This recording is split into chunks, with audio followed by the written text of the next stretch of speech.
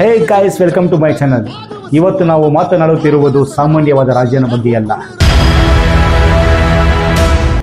ಆತನ ಹೆಸರು ಕೇಳಿದರೆ ಮೊಘಲ್ ಸಾಮ್ರಾಜ್ಯವೇ ಗಡ ಗಡ ಗಡ ಎಂದು ನಡುಗುವುದು. ತಂದೆ ಅರ್ಜುನ ಆದರೆ ಮಗ ಅಭಿಮನ್ಯು ಇದ್ದಂತೆ. ತಂದೆಯಂತೆಯೇ ಹಿಂದೂಗಳಿಗಾಗಿ ಹೋರಾಡಿದ ವೀರ.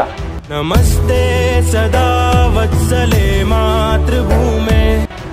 ತನ್ನ ದೇಹದಲ್ಲಿರುವ ಪ್ರತಿಯೊಂದು ಅಂಗವನ್ನು ಕತ್ತರಿಸಿ ಬಿಸಾಡಿದರೂ 40 ದಿನ ಟಾರ್ಚರ್ ಇಟ್ಟರೂ ಸಹ ಸೋಲನ್ನು ಒಪ್ಪದೆ ತನ್ನ ಪ್ರಾಣವನ್ನು ತಾನೇ ಬಿಟ್ಟನು.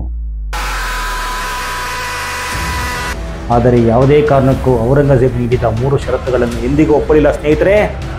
ಆತನು ಬೇರೆ ಯಾರೂ ಅಲ್ಲ, ದಿ ಗ್ರೇಟ್ ಶಿವಾಜಿ ಮಹಾರಾಜ್ ಅವರ ಪುತ್ರ ಶಾಂಬಾಜಿ ಮಹಾರಾಜ್. ಇದರಲ್ಲಿ ಹೀರೋಗಿಂತ ಮೊದಲು ವಿಲ್ಲನ್ ಬಗ್ಗೆ ತಿಳಿಯೋಣ ಬನ್ನಿ ಸ್ನೇಹಿತರೆ. 1526ನೇ ಇಸ್ವಿಯಲ್ಲಿ ಭಾರತಕ್ಕೆ ಮೆಲ್ಲನೆ ಹೆಜ್ಜೆ ಇಟ್ಟು ಬಂದ ಮೊಘಲ್ ಸಾಮ್ರಾಜ್ಯದ ಬಾಬರ್ ಚಕ್ರವರ್ತಿ ಇಂದ ಹಿಡ್ಕೊಂಡು ಶಹಾಜಹಾನ್ ತನಕನೂ ಅಷ್ಟೋ ಇಷ್ಟೋ ಸ್ವಲ್ಪ ಒಳ್ಳೆಯ ಹೆಸರು ಇತ್ತು ಸ್ನೇಹಿತರೆ ಮೊಘಲ್ ಸಾಮ್ರಾಜ್ಯಕ್ಕೆ. ಆದರೆ ಅವರ ನಂತರ ಬಂದ ಮುಹಿ ಅಲ್ ದಿನ್ ಮೊಹಮ್ಮದ್ ಅಲಿಯಾಸ್ ಔರಂಗಜೇಬ್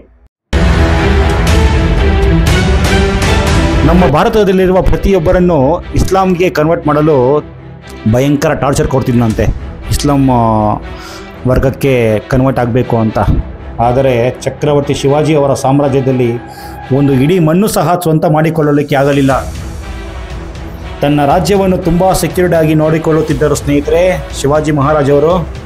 ಅದು ಒಂದೇ ಅಲ್ಲ, ತನ್ನ ರಾಜ್ಯದಲ್ಲಿ ಇರುವ ಎಲ್ಲ ಹಿಂದೂಗಳು ಮತ್ತು ಮುಸ್ಲಿಂ ಧರ್ಮದ ಜನರನ್ನು ಸರಿ ಸಮಾನರಾಗಿ ನೋಡುತ್ತಿದ್ದರು. ಇನ್ಫ್ಯಾಕ್ಟ್ ತನ್ನ ಫ್ರೆಂಡ್ಸ್ ಮತ್ತು ತನ್ನ ಸೈನಿಕರಲ್ಲೂ ಸಹ ತುಂಬ ಜನ ಮುಸ್ಲಿಮ್ಸ್ ಇದ್ದಿರುತ್ತೆ ಸ್ನೇಹಿತರೆ. ಆರ್ಮಿ ನೇವಿ ಕಮಾಂಡರ್ಸ್ ಒಂದಿಗೆ 600 ಪಠಾನ್ ಸೋಲ್ಜರ್ಸ್ ಆ್ಯಂಡ್ 700 ಮುಸ್ಲಿಂ ಸೋಲ್ಜರ್ಸ್ನ ಸಾಕುತ್ತಿದ್ದರು ಯಾರೋ ಶಿವಾಜಿ ಮಹಾರಾಜ್. ಆದರೆ ಮತಾಂತರ ಮಾಡುವ ಔರಂಗಜೇಬ್ ಬಂದಾಗ ಮಾತ್ರ ಸಿಂಹದಂತೆ ಗರ್ಜನೆ ಮಾಡುತ್ತಿದ್ದರು.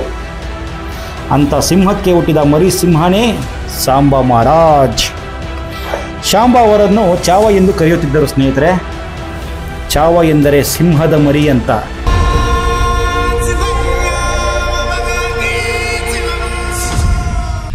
ಅಫ್ಕೋರ್ಸ್ ಸಿಂಹಕ್ಕೆ ಸಿಂಹದ ಮರಿನೇ ಹುಟ್ಟೋದು. ಶಿವಾಜಿ ಅವರಿಗೆ 8 ಜನ ಪತ್ನಿಯರು ಸ್ನೇಹಿತರೆ. ದೊಡ್ಡ ಹೆಂಡತಿಯ ಹೆಸರೇ ಸಾಯಿಬಾಯಿ. ಇವರಿಗೆ ಮೇ 14, 1657 ಶಾಂಬಾಜಿ ಹುಟ್ಟುತ್ತಾರೆ. ಶಾಂಬಾಜಿ ಹುಟ್ಟಿದ 2 ವರ್ಷಕ್ಕೆ ತನ್ನ ತಾಯಿ ಹೆಲ್ತ್ ಇಶ್ಯೂಸ್ನಿಂದ ತೀರಿಕೊಳ್ಳುತ್ತಾರೆ ಸ್ನೇಹಿತರೆ. ಶಾಂಬಾಜಿ ಅವರ ತಾಯಿ ತೀರಿಕೊಂಡ ನಂತರ ತನ್ನ ಅಜ್ಜಿ ಜೀಜಾಬಾಯಿ ಅವರ ಹತ್ರನೇ ಶಾಂಬಾಜಿ ಬೆಳೆಯೋದು. ಜೀಜಾಬಾಯಿ ಅಂದರೆ ಬೇರೆ ಯಾರೂ ಅಲ್ಲ, ಶಿವಾಜಿ ಅವರ ತಾಯಿ. 13 ವಯಸ್ಸಿನಲ್ಲೇ ಬರೋಬ್ಬರಿ 13 ಲ್ಯಾಂಗ್ವೇಜಸ್, ಮರಾಠಿ, ಸಂಸ್ಕೃತ, ಪೋರ್ಚುಗೀಸು, ಅರೇಬಿಕ್ಕು, ಪರ್ಷಿಯನ್ ಈ ಥರ 13 ಲ್ಯಾಂಗ್ವೇಜಸ್ಗಳನ್ನು ಕಲಿತುಕೊಳ್ಳುತ್ತಾರೆ ಸ್ನೇಹಿತರೆ. ಆ ಟೈಮ್ನಲ್ಲೇ ಬುದ್ಧಭೂಷಣಂ ಮತ್ತು ಕೆಲವು ಪುಸ್ತಕಗಳನ್ನು ಬರೆಯುತ್ತಾರೆ. ಅದನ್ನು ಸಹ ಬರೀ 13-14 ವಯಸ್ಸಿನಲ್ಲಿ. ಕೆಲವು ವರ್ಷಗಳ ನಂತರ ಶಿವಾಜಿ ಮಹಾರಾಜ್ ಆರೋಗ್ಯದ ಸಮಸ್ಯೆಯಿಂದ ರಾಯ್ಗಢ್ ಫೋರ್ಟಿನಲ್ಲಿ ವಿಧಿವಶವಾಗುತ್ತಾರೆ ಸ್ನೇಹಿತರೆ. ಮತ್ತು ಆನಂತರ ಛತ್ರಪತಿ ಶಾಂಬಾಜಿಯವರು 23 ವಯಸ್ಸಿನಲ್ಲಿ ರಾಜರಾಗುತ್ತಾರೆ ಸ್ನೇಹಿತರೆ. ತಂದೆಯಂತೆಯೇ ಹಿಂದೂ ಧರ್ಮವನ್ನು ಕಾಪಾಡುತ್ತಾ ಬಂದರು. ಅದು ಒಂದೇ ಅಲ್ಲ ಸ್ನೇಹಿತರೆ, ಬೇರೆ ಧರ್ಮವನ್ನು ಕೂಡ ಗೌರವಿಸುತ್ತಿದ್ದರು.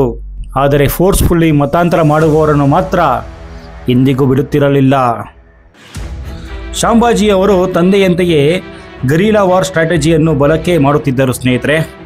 ಗರೀಲಾ ವಾರ್ ಎಂದರೆ ಚಿಕ್ಕ ಚಿಕ್ಕ ಗ್ರೂಪ್ನಲ್ಲಿ ಡಿವೈಡ್ ಆಗಿ ಎಲ್ಲಿಂದ ಅಟ್ಯಾಕ್ ಮಾಡುತ್ತಾರೆ ಎಂದು ಯಾರಿಗೂ ಗೊತ್ತಾಗದೆ ಅಟ್ಯಾಕ್ ಮಾಡಿ ಸೋಲಿಸುವ ವಿಧಾನ. 9 ವರ್ಷಗಳ ಕಾಲ ಔರಂಗಜೇಬ್ ಎಷ್ಟೇ ಪ್ರಯತ್ನ ಪಟ್ಟರೂ ಮರಾಠ ಸಾಮ್ರಾಜ್ಯವನ್ನು ಸೋಲಿಸಲು ಆಗಲೇ ಇಲ್ಲ ಸ್ನೇಹಿತರೆ. ಈ ಥರ ಇದ್ದಾಗ ಒಂದು ದಿನ ಶಾಂಬಾಜಿ ಅವರನ್ನು ನೇರವಾಗಿ ಯುದ್ಧ ಮಾಡುವುದು ಕಷ್ಟ ಎಂದು ತಿಳಿದ ಔರಂಗಜೇಬ್ ಅವರಿಗೆ ಬೆನ್ನು ಚೂರಿ ಹಾಕಲು ಪ್ರಯತ್ನ ಮಾಡುತ್ತಾನೆ ಸ್ನೇಹಿತರೆ. ಪ್ಲ್ಯಾನ್ ಮಾಡ್ತಾನೆ. ಶಾಂಬಾಜಿಯವರ ಹೆಂಡತಿಯವರ ಅಣ್ಣನಾದ ಗನೋಜಿ ಶಿರ್ಕೆ ಸಹಾಯದಿಂದ ಅಟ್ಯಾಕ್ ಮಾಡಲು ಪ್ರಯತ್ನ ಮಾಡುತ್ತಾನೆ. ತನಗೆ ಕೋರಿದಂತೆ ಉದ್ಯೋಗ ಕೊಡಲಿಲ್ಲ ಎಂದು ಶಾಂಬಾಜಿಯವರ ಮೇಲೆ ದ್ವೇಷವನ್ನು ಸಾಗಿಸಿ ಈ ಥರ ನೀಚ ಕೆಲಸ ಮಾಡಿದ್ದ ಸ್ನೇಹಿತರೆ. 1689 ಇಸ್ವಿಯಲ್ಲಿ ಸಂಗಮೇಶ್ವರ ಕೋಟೆಯಲ್ಲಿ ಇರುವಾಗ ಈ ವಿಷಯ ಔರಂಗಜೇಬ್ ರವರಿಗೆ ಗನಜಿ ಮೂಲಕ ತಿಳಿದು ಅಟ್ಯಾಕ್ ಮಾಡಿದರು.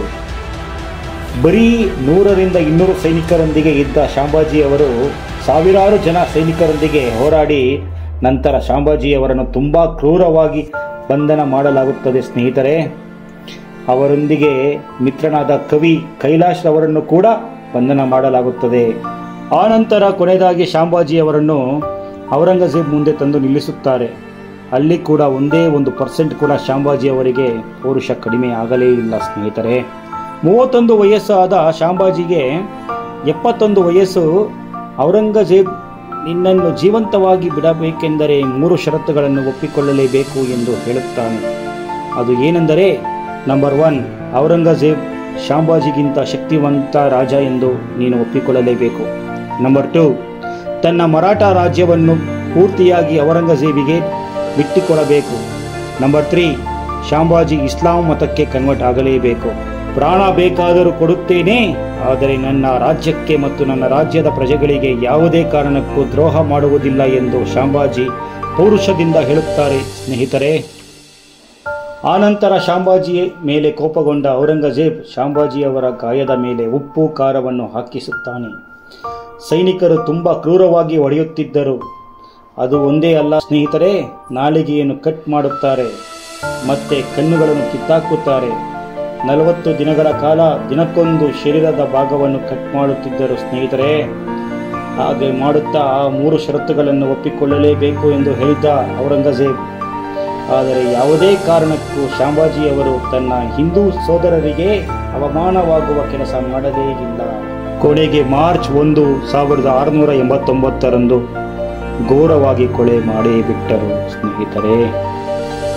ಶಾಂಭಾಜಿಯವರು ಈ ಜಗತ್ತನ್ನೇ ಬಿಟ್ಟು ಹೋಗಿರಬಹುದು, ಆದರೆ ಅವರ ಧೈರ್ಯ ಸಾಹಸ ಎಂದಿಗೂ ಜನರ ಮನಸ್ಸಲ್ಲಿ ಸದಾ ಕಾಲ ಇರುತ್ತದೆ. ಔರಂಗಜೇಬ್ 27 ವರ್ಷಗಳ ಕಾಲ ಮರಾಠ ಸಾಮ್ರಾಜ್ಯವನ್ನು ತನ್ನ ವಶಕ್ಕೆ ಪಡೆದುಕೊಳ್ಳುವುದಕ್ಕೆ ಸಾಧ್ಯವೇ ಆಗದೆ ಕೊನೆಗೆ ಉಸಿರು ಬಿಡುತ್ತಾನೆ.